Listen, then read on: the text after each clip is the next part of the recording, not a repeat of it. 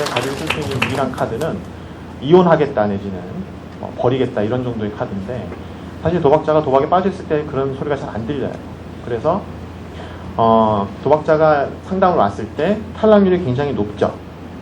실제로 전문기관이나 혹은 이 기관을 찾는 도박자가 없고 비자발적으로 의뢰되지만 역시 지속상담을 유지하는 수도 많지가 않습니다. 예전에는 도박 중독자만 잡아야 된다고 생각을 했어요. 도박 중독자가 탈락하면 좌절하고 어떻게든지 끌어들이려고 하고 그랬었는데, 어느 순간에서는 그만큼 중요한 게 가족을 놓치지 않는 겁니다. 가족은 사실은 문제의 삶이 아닌데 우리가 가족을 놓치면 안 될까요? 왜냐하면 가족이 여러 가지 역할을 할 수 있어요. 준치료자 역할을 할 수 있죠. 일주일에 한 번밖에 상담자는 도박 중독자를 안 보지만 가족은 나머지 6일하고 23시간을 보게 됩니다. 그래서 상담자를 만나지 않은 시간에 도와줄 수 있는 건 가족밖에 없어요. 게다가 가족을 계속 상담하고 있다면 도박자가 조기 탈락했어도 다시 이 사람의 문제의식을 갖게 되는, 우리가 흔히 얘기하는 바닥을 쳤을 때 다시 상담 장면으로 돌아오게 올 수 있는 교두보가 되죠. 그래서 그런 교두보의 역할을 하기 위해서라도 가족을 계속 유지하는 게 되게 중요합니다. 대부분의 도박자는 해야 하는 것에 대한 생각이 없어요. 하지 말아야 되는 것, 도박을 하지 말아야 되는 것, 거짓말하지 말아야 되는 것에 대해서만 생각을 한단 말이죠. 근데 상담자도 역시 도박자의 생각에 동의해서 어떻게 하면 도박을 하지 않을 것에 대해만 초점을 맞출 수 있는데, 그러시면 안 되고 해야 하는 것의 영역에서 생각해야 됩니다. 어떤 측면에서 도박을 하지 않을 때 혹은 도박을 하지 않으려고 할 때 이 사람이 남아있는 부분들 뭘 하는지를 물어보면 아무것도 없어요. 아무것도. 취미도 없고, 이 사람의 인생에서 도박을 딱 빼고 나면 남아있는 게 아무것도 없습니다. 가족 간의 신뢰도 그렇지만 하다못해 여가 생활도 없고 삶의 의미도 없고 행복에 대한 어떤 경험도 없고 아무것도 없습니다. 그죠? 도박을 해서 크게 땄을 때 어떤 짜릿함, 거기에 대한 기억, 올라간 도파민 수치만 있을 뿐이지 도박을 제외한 나머지는 그냥 껍데기예요. 껍데기. 자, 그럼 어떻게 하죠? 그 껍데기인 사람을, 그 허전함과 빈 공간을 뭘로 채우죠? 자극주기적인 도박자에게서도, 자극주기형 도박자에게서 도박을 뺏고 나면 물론 여러 가지 과정을 거치지만 이 사람이 정서적인 위험 회피형 도박자로 갈 수밖에 없어요. 왜? 껍데기밖에 없거나 아무것도 없단 말이에요. 이 사람의 정서를 다루는 것도 중요하지만 이 사람이 다음 상담에 나를 만나러 올 때까지 뭘 했느냐에 되게 초점을 맞추셔야 돼요. 누구를 만났고 어떤 활동을 했고 여가 시간에 뭘 했고 일에서는 어떤 보람을 느꼈고, 이런 긍정적인.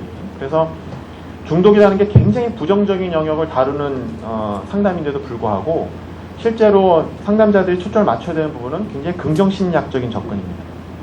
도박을 다룰 때 단도박이 우리의 궁극적인 목표는 아니지만 단도박 기간을 설정하는 건 중요합니다. 그래서 단도박 기간을 설정하려면 당연히 도박 얘기를 해야 돼요. 도박을 하거나 안 하는 건 당신의 문제인데 만약에 안 하고 싶으면, 하고 싶지 않다면 기간을 설정하자. 단도박 모임에서 어떻게 얘기해요? 오늘 하루만. 오늘 하루는 하지 않는 거를 목표로. 내일도 오늘 하루만. 그래서 도박을 하지 않는 기간을 하루하루 쌓아나가면 그게 이제 평생이 되는 거죠. 그래서 단도박 기간을 설정하는 것도 도박자에 따라서 단계별로 접근합니다. 그래서 우리가 왜 도박자에게 뭘 물어보나요? 도박을 가장 오래 끊어본 게 언제냐? 얼마나 끊어봤냐? 언제부터 언제까지냐? 그걸 물어보는 이유가 이 단도박 기간을 설정하기 위해서입니다. 밖에서 남들에게 들었을 만한 것들을 상담자가 얘기하는 건 아무 소용이 없습니다. 도박을 끊으세요. 그거 몸에 해롭습니다. 도박은 나에게 축이에요. 그렇게 얘기하는 건 아무 의미가 없어요. 왜? 충분히 듣고 왔으니까. 그럼 뭘 얘기해줘야 되죠? 이 사람이 밖에서 도박을 언제부터 언제까지 끊어야 되겠다는 얘기를 사람들이랑 해본 게 있을까요? 물론 머리로는 맨날 생각합니다. 머리로는. 요번 주만 경마장 가고 다음 주는 가지 말아야지. 카지노를 크리스마스 이브까지만 딱 가고 그 이후는 가지 말아야지. 설정합니다. 그러나 그걸 누구하고 상의하거나 협상하지 않아요. 입 밖으로 낸 적이 없습니다. 그걸 상담자와 함께 입 밖으로 내서 가시적으로 설정하는 건 굉장히 중요해요.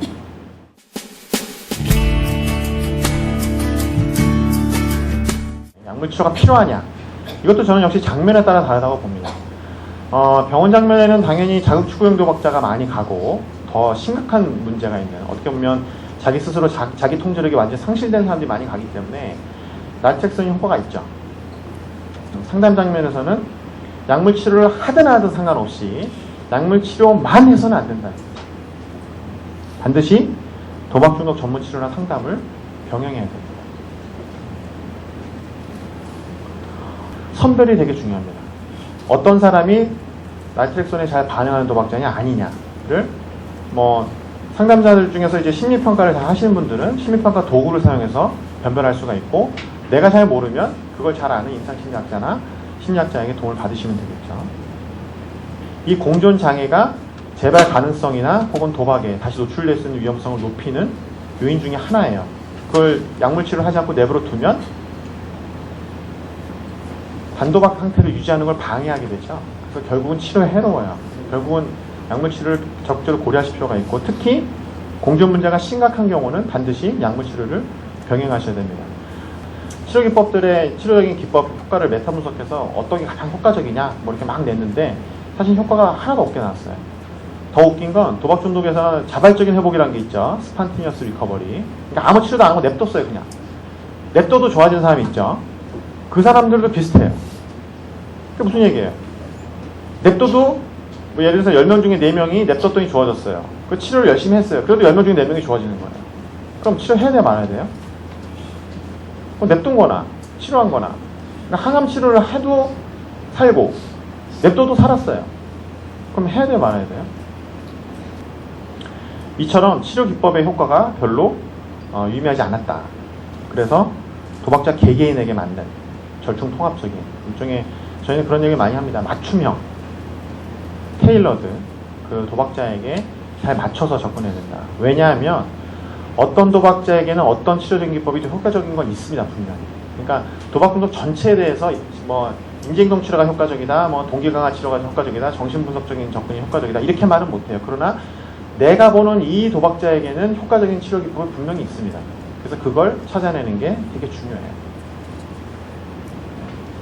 특히 이제 중독적인 기질, 뒤에서 이제 심리평가 얘기해서 잠깐 말씀드리면, 중독적인 기질이 높은 분들은 그 교차 중독의 가능성이 되게 높거든요. 그러면 긍정적인 활동을 줬을 때 오히려 거기에 중독돼서 또 다시 뱅글뱅글 도는 그런 시프팅하는 그런 효과가 나타납니다. 그래서 밸런스를 맞추는 게 되게 중요해요. 뒤에서도 제가 말씀드리겠지만 도박 중독에서 빠져나온 걸 우리가 어떻게 아냐 하면 삶의 균형점을 잘 유지하느냐가 되게 중요합니다. 동기 강화 상담은 반드시 하셔야 됩니다. 그거는 중독의 뿌리에 해당하는 부분이라서 동기 강화 상담에 대해서 숙지하고 계시지 않으면 중독자를 보기가 되게 어려워요.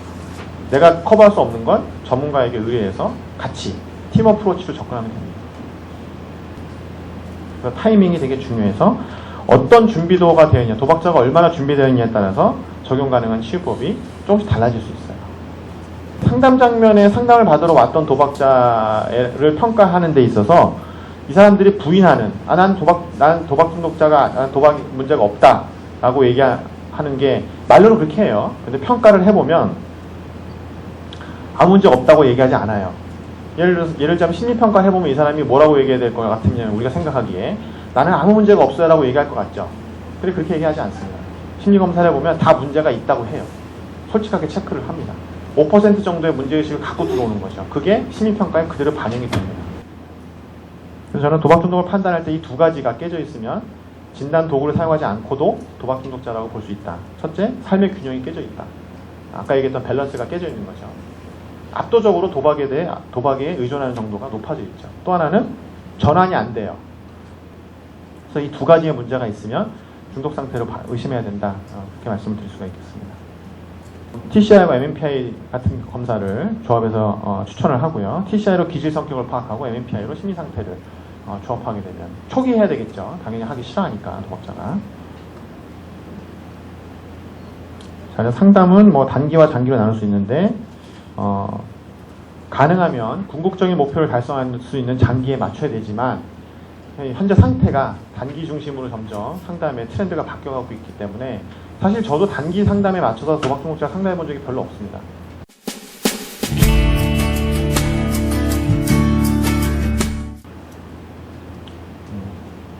근데 중요한 건 이겁니다. 아까도 나왔지만 중독으로 인해서 발생한 부정적 결과를 스스로 책임질 수 있도록 최선을 다해서 돕는다. 이 원칙이 가장 중요해요. 그래서 이건 가족들한테도 저희가 강조해서 말씀드리고 상담자도 이 원칙을 따라야 되고 도박자한테도 그 얘기를 합니다. 당신이 도박 때문에 생겼던 결과의 책임을 반드시 당신이 져라. 그래서 우리가 빚을 갚아주면 안 된다는 얘기가 나오는 거죠.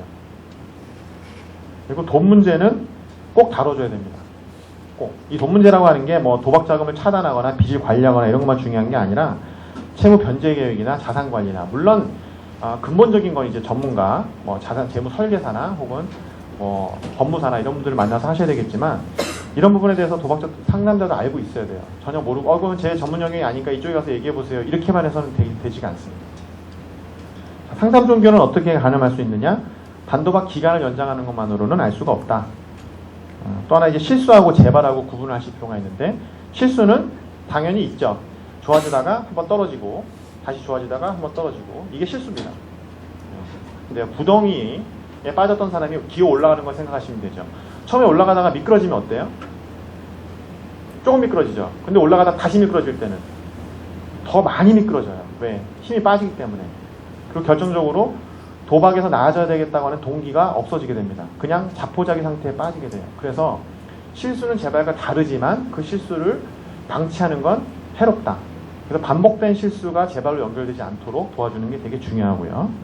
첫 번째 실수가 왔을 때 그게 굉장히 중요한 재발로 연결되는 걸 막을 수 있는 기회라고 생각을 하셔야 되고 특히 상담을 종결한 이후에도 제가 강조하는 것 중에 하나가 뭐냐면 실수를 하게 되면 반드시 와야 된다. 다시 인볼브해서 그 치유의 과정, 회복 과정을 분명히 상담자도 인간이고 도박자도 인간이기 때문에 상담을 하는 과정에서 놓친 게 있어요. 뭔가 환경 요소가 없단 말이죠. 그게 뭔지를 찾아서 그 구멍을 메꿔야 물이 새지 않는다. 보통 그렇게 얘기를 하고 처음 실수했을 때 반드시 와라. 이렇게 강조를 합니다.